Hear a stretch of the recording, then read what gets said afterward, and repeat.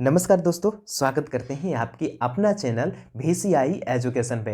जैसे कि दोस्तों आपको बता दें कि हम लोग महेश कुमार वर्णवाल का NCERT सार संग्रह श्रृंखला को शुरू किए थे, जिसमें भूगोल को पूरी तरीके से पढ़ चुके हैं। उसका एक दो वीडियो जो विश्व भूगोल का है वो बाकी है, हम आपको करा देंगे दोस्तों।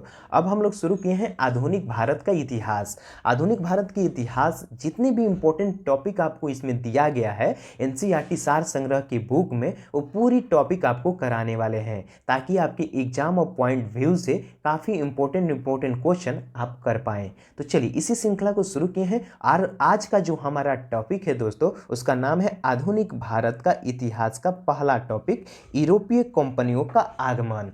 तो इसको हम पूरी तरीके से पढ़ लेंगे जो महेश कुमार वर्णवाल में दी गई है, और उसके बाद आप MCQ लगाइएगा, आपकी पूरी कॉन्सेप्ट बन जाएगी। तो आप हमारे साथ डेडिकेटेड होकर इस वीडियो को देखिए दोस्तों। एक एक टॉपिक हम आपको करा देंगे। जैसे ही भूगोल हमारा जिस तरीके से समाप्त हुआ है, वैसे हम लोग इतिहास भी समाप्त करेंगे। उसके बाद हम लोग साइंस की ओर रुख करेंगे, और साइंस में तीनों टॉपिक मतलब तीनों सब्जेक्ट का जो इंपॉर्टेंट क्वेश्चन इसमें दिया गया है वो तो कराएंगे ही कराएंगे, साथ में आपको थ्योरी भी कराने की पूरी कोशिश करेंगे दोस्तों। तो चलिए इस टॉपिक को शुरू करते हैं और पढ़ लेते हैं इसकी टॉपिक को।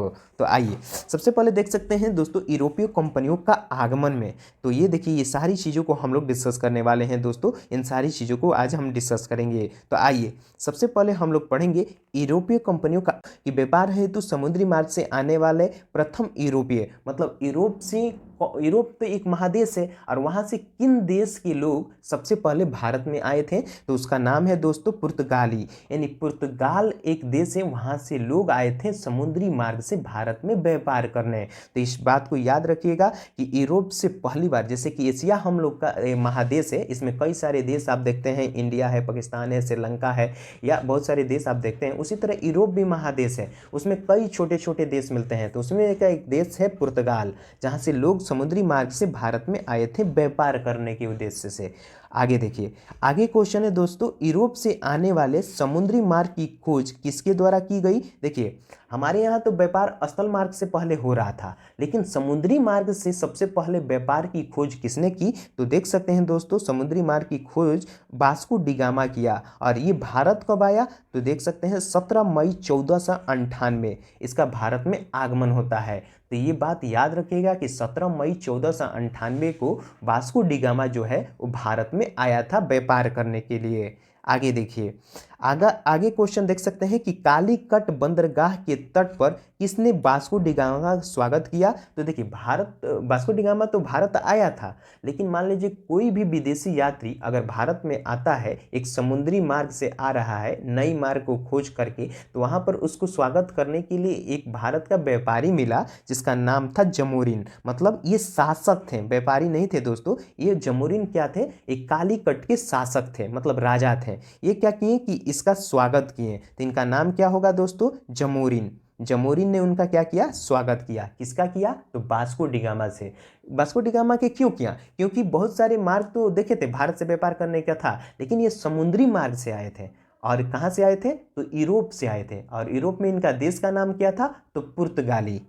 आगे देखिए, पुर्तगालियों ने भारत में सर्वप्रथम अपनी व्यापारिक कोठी कहाँ स्थापित की दोस्तों, तो सर्वप्रथम देखिए, भारत में आ जाएंगे तो मान लीजिए राजा या वहाँ के शासक होंगे, उनसे ये मिलेंगे, देख रहे हैं कि राजा ही इनका स्वागत कर रहा है। अब राजा इनका स्वागत कर रहा है तो ये क्या करेंगे, उससे अनुमति लेंगे, ये बात करेंगे। बात करने के बाद ये क्या करें, भारत में एक बहुत ही अच्छा शहर जिसका नाम है कोची, वहाँ पर जाकर ये क्या करेंगे कि अपना एक फैक्ट्री डालेंगे, और वहीं पर पुर्तगालियों का पहला व्यापारिक कोठी की स्थापना होता है। तो आप ये भी चीज याद रखेंगे कि पुर्तगालियों की पहली व्यापारी कोठी कहाँ बनी गई, तो इसका नाम है कोची। कोची में ये लोग अपना पहली व्यापारी कोठी डाले थे।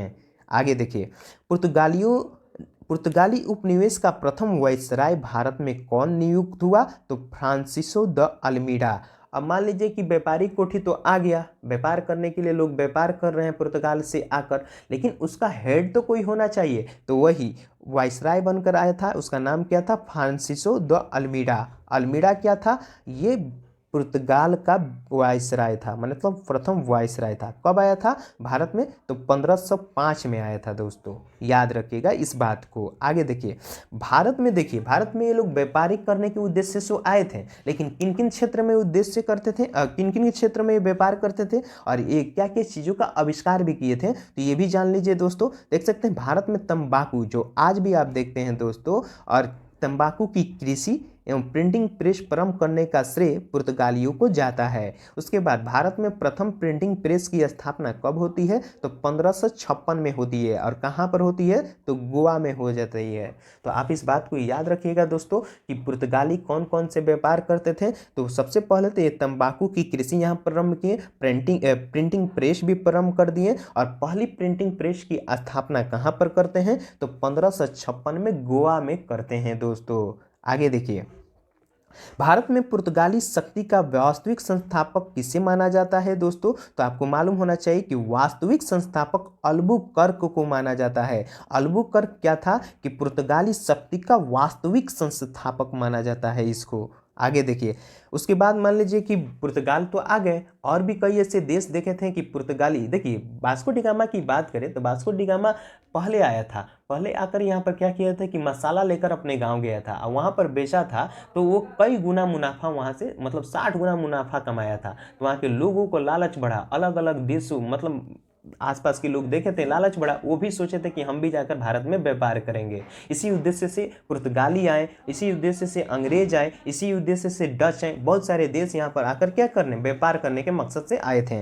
तो उसी में से एक देश था जिसका नाम था डच। डच भी भारत में मुख्यतः किस वस्तु का व्यापार करते थे? तो उसी का नाम है सूती। सूती वस्त्र का व्यापार कौन करते थे? तो डच करते थे। आगे देखिए, तो ये बात दोस्तों याद रखिएगा। देख सकते हैं दोस्तों कि विभिन्न देशों का खोज करता। देखिए, ऐसा नहीं था कि वास्को डी गामा आया था तो भारत का खोज हुआ, नहीं, भारत उससे पहले भी व्यापार करता था अलग अलग देशों में। देखिए, ये गलत लिखा है कि विभिन्न देशों का खोज करता, लेकिन आप यहाँ पर ये समझ सकते हैं कि कई ऐसे, मतलब कि जैसे कि Vasco D gamma, Columbus, captain James cook या तास्मान, ये सारे जो लोग हैं ये मतलब मार्ग की खोज किए थे। जैसे वास्को डी गामा क्या किया था? समुद्री मार्ग की खोज किया था। उसी तरह आप कोलंबस की देखें, अमेरिका खोज थोड़ी किया था, अमेरिका भुला थोड़े गया था, नहीं, ये अमेरिका जाने वाले रास्ता का खोज किया था दोस्तों। तो यहाँ पर इस बात को याद रखिएगा। तो यहाँ पर देखिए, वास्को डी गामा जो है भारत जाने का रास्ता का खोज किया था, कोलंबस भी अमेरिका वाले रास्ता का खोज किया था, कैप्टन जेम्स कुक ये ऑस्ट्रेलिया जाने वाले रास्ते का खोज किया था दोस्तों, और तस्मान जो था, और तस्मानिया यो न्यूजीलैंड की खोज किया था। और उसके बाद तो लेम्यू डियाज, ये था केप ऑफ गुड होम, जो आपके एग्जाम से भी ये बहुत ज़्यादा इंपॉर्टेंट हो जाएगा। केप ऑफ गुड होम जो कहाँ पर है? दक्षिण अफ्रीका में। इसका खोज कौन किया था? तो बर्थेलेम्यू डियाज। इस बात को ध्यान रखिएगा दोस्तों। आगे देखिए, अगला क्वेश्चन है कि हिंद महासागर में व्यापार को नियंत्रण करने के लिए शांत या नीले जल की नीति, ब्लू वाटर पॉलिसी किसने लागू किया? तो यही जो प्रथम वायसराय बनकर भारत में आया था, फ्रांसिस्को द अल्मीडा, यही क्या किया था? ब्लू वाटर पॉलिसी लेकर आया था दोस्तों। इससे क्या होता था कि समुद्र में जो जल व्यापार, मतलब हिंद महासागर में जो जल होता था उसको नियंत्रण करता था दोस्तों, इसी का नाम था ब्लू वाटर पॉलिसी। देखिए, नेक्स्ट क्वेश्चन देख सकते हैं, किस वायसराय के काल में गोवा को पुर्तगालियों का औपचारिक मुख्यालय बनाया गया? तो ये था नीनो डी कुन्हा। इसे क्या बनाया गया? तो गोवा को पुर्तगालियों का औपचारिक मुख्यालय बनाया गया। मतलब औपचारिक होता है, एक अनौपचारिक होता है दोस्तों, जो आप सीटेट वगैरह में पढ़े होंगे। देखिए, अगला क्वेश्चन देख सकते हैं दोस्तों। अगला क्वेश्चन है, पुर्तगालियों ने हिंद महासागर क्षेत्र में व्यापार पर नियंत्रण स्थापित करने के लिए कॉटेज अर्मेडा गाफिला पत्ती प्रारंभ की थी। आगे ये दोस्तों, पुर्तगालियों के पश्चात भारत में व्यापार करने आए डच कहाँ के निवासी थे? तो ये थे दोस्तों हॉलैंड का, जो वर्तमान में नीदरलैंड के नाम से जाना जाता है दोस्तों। आगे देखिए, आगे आज का हम लोग का अंतिम देख सकते हैं, अंतिम टॉपिक है दोस्तों, पढ़िए। देख सकते हैं कि पुर्तगाली, सबसे पहले कि आप यहाँ पर देखिए, यहाँ पर जो कंपनी का नाम दिया गया है, ये किन देश का कंपनी था उसका नाम दिया था। देश मतलब कंपनी की स्थापना भारत में कब हुई उसका नाम दिया गया था, और भारत में कंपनी कहाँ स्थापित हुई उसका नाम दिया गया था। तो सबसे पहले दोस्तों देख सकते हैं कि सबसे पहले कौन आता है? तो पुर्तगाली आते हैं। और पुर्तगालियों की बात करें दोस्तों, कब आते हैं? तो ये किस देश से आते हैं? तो पुर्तगाल देश से आते हैं। और इनकी स्थापना कब होती है? 1498, मतलब भारत कब आते हैं? 1498 में। और ये अपना जो कंपनी है या अपना फैक्ट्री कहाँ स्थापित करते हैं? तो ये कोचीन में, जो आप पढ़े भी हैं। अंग्रेज ईस्ट इंडिया कंपनी कब आती है? तो देखिए, अंग्रेज ईस्ट इंडिया कंपनी जो था, इसका नाम क्या था? तो आप देख सकते हैं, the governor and company of merchant of London trading into the east Indies. इतना बड़ा नाम था दोस्तों ईस्ट इंडिया कंपनी का। और इसका स्थापना ये कहाँ, किस देश से बिलोंग करता था? तो ये ब्रिटेन जो देश है वहाँ से बिलोंग करता था। और ये भारत आता है 1600 ईस्वी में। और अपना व्यापारिक कोठी कहाँ स्थापित करता है? तो सूरत में। तो यहाँ पर दो देशों के बारे में पढ़ें। सबसे पहले पुर्तगाल 1498 में भारत आता है और कोची में अपना पहला स्थापित फैक्ट्री करता है। दूसरा देश आता है, कौन आता है? तो अंग्रेज आते हैं, जिसका नाम था ईस्ट इंडिया कंपनी। कब आता है? 1600। कहाँ के ये लोग रहने वाले थे? तो ये ब्रिटेन के निवासी थे। और अपना फैक्ट्री कहाँ स्थापित करते हैं? तो ये अपना फैक्ट्री डालते हैं सूरत में। अब देखिए, नेक्स्ट आता है United East India Company of Netherland. मतलब East India Company of Netherland की स्थापना कहाँ पर होती है? तो मसूलीपट्टनम में। कब होती है? तो 1602 में। और ये लोग कहाँ से आए थे? तो हॉलैंड से आए थे दोस्तों। आगे देखिए, एक आता है डेनिश ईस्ट इंडिया कंपनी। ये 4 नंबर में आती है। ये डेनमार्क जैसे देशों से आती है। और आपको मालूम होना चाहिए दोस्तों, ये डेनमार्क जो आती है भारत में आती है 1616 ईस्वी में। और त्रिंकोबार मतलब त्रावणकोर से ये लोग, त्रावणकोर जो भारत में जगह है, वहाँ पर ये लोग क्या करते हैं? अपना फैक्ट्री स्थापित करते हैं। आगे देखिए, फ्रांसीसी द ईस्ट इंडिया कंपनी, द इंडस ओरिएंटलेस जिसको कहा जाता है, ये कब आते हैं? तो 1664 में आते हैं। फ्रांस के रहने वाले थे और सूरत में अपनी कंपनी स्थापित करते हैं। तो देखिए, यूरोप से जो कंपनी भारत में आई थी, उसका अनुक्रम देखिए क्या है। देख सकते हैं दोस्तों, सबसे पहले पुर्तगाली आए थे। आप देखिए यहाँ पर दोस्तों, पूरी बात समझिए। सबसे पहले कौन आते हैं? पुर्तगाली। उसके बाद कौन आते हैं? डच। उसके बाद ब्रिटिश, डेनिश, फ्रांसीसी, स्वीडिश। ये लोग, इनका क्रम है। सबसे पहले पुर्तगाली, उसके बाद डच, उसके बाद ब्रिटिश, उसके बाद डेनिश, उसके बाद फ्रांसीसी और उसके बाद स्वीडिश। ये सारे क्रम भी आपके एग्जाम ऑफ पॉइंट व्यू से इम्पोर्टेंट है। तो आप देख सकते हैं कि यूरोपीय शक्तियों में भारत में पुर्तगाली कंपनी ने सबसे पहले आया था। और भारत में सबसे अंत में यही कंपनी गया। माने सब कंपनी चल जाने के बाद ये 1961 में गया। और कब आया? तो 1498 में। और गया कब? 1961 में। यानी हाँ दे, मतलब अभी तक ले ये लोग कहाँ थे? भारत में थे।